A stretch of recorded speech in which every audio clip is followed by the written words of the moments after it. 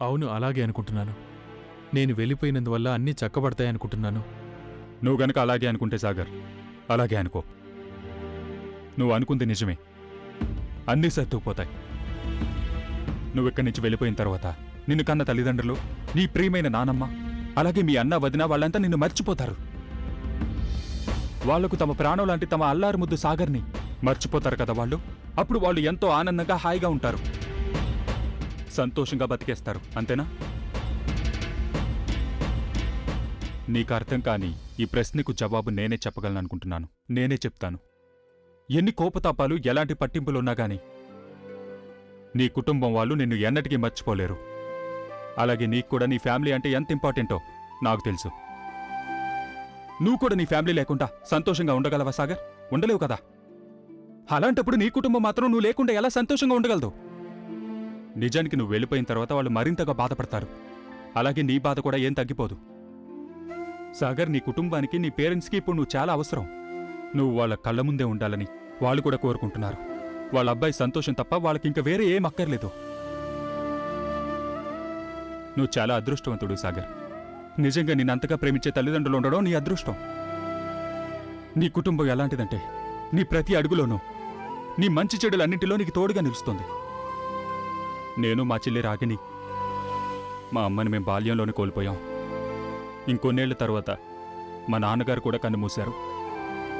అందువల్ల తల్లిదండ్రులు లేని లోటేంటో, ఫ్యామిలీ యొక్క ఇంపార్టెన్స్ ఏంటో నాకు బాగా తెలుసు సాగర్. ప్లీజ్ సాగర్, నిన్నంతగా ప్రేమిస్తున్న వాళ్ళని నువ్వు అలా వదిలేసి వెళ్ళిపోకు. ప్రస్తుతం ఇప్పుడున్న పరిస్థితిలో నువ్వు వాళ్ళకి చాలా అవసరం సాగర్. సాగర్, కోట్లో అంత పెద్ద మాట అనడానికి ముందు అమ్మగారు, బాబుగారు, చిన్నమ్మగారు, ప్రదీప్ బాబు, సుప్రియ వాళ్ళెవరి గురించి నువ్వు కొంచెం కూడా ఆలోచించలేదు. అందరి మగవాళ్ళలాగే బిహేవ్ చేసావు.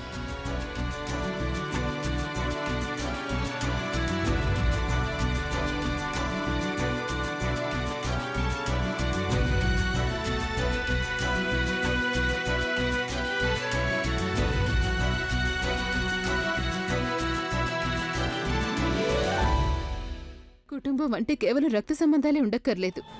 అయినా ఈ విషయం నీకంటే బాగా తెలిసిన వాళ్ళు ఇంకెవరుంటారు?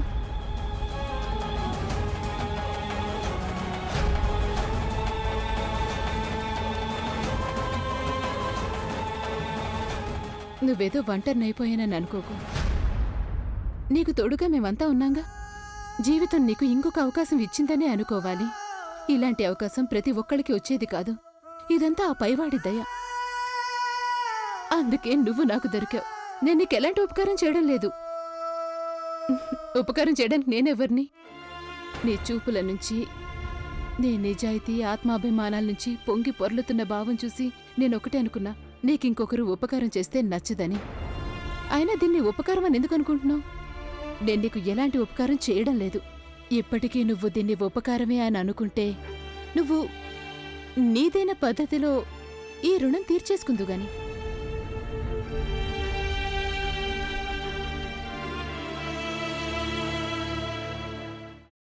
అమ్మా, అలాంటి వాళ్ళది నిజమైన ప్రేమ కాదు, అది వ్యామోహం. ఎగ్జాక్ట్లీ చిన్నత్త. నిజంగా ప్రేమించుకున్న వాళ్ళు అలా చేయరు. ఎంత మనసు విరిగిపోతే కన్న కూతుర్ని పట్టుకొని మా దృష్టిలో చచ్చిపోయా ఉంటుందా తల్లి? అది సరే అమ్మా, తన కూతురుతో తన మాట అనేటప్పుడు ఆమె మాటల్లో వ్యథ, కళ్ళల్లో బాధ గమనించావమ్మా? పెద్దబాబుకు బర్త్డే విషెస్ చెప్పు కూడా వెళ్ళాం కదా. ఊరికే ఎలా కాలిపోతుంది? మంట పెడితేనో పడితేనో తగలబడుతుంది.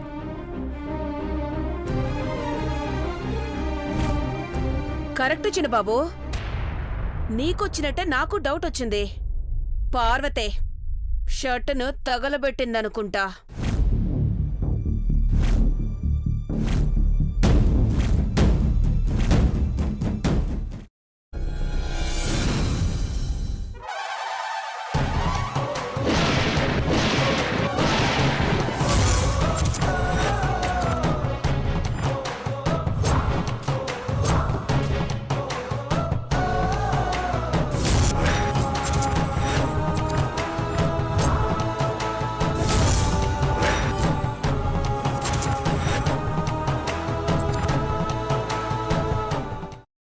తీసుకున్న తర్వాత పొట్టు తీసేసి చాప్ చేసి పక్కన పెట్టుకోవాలి.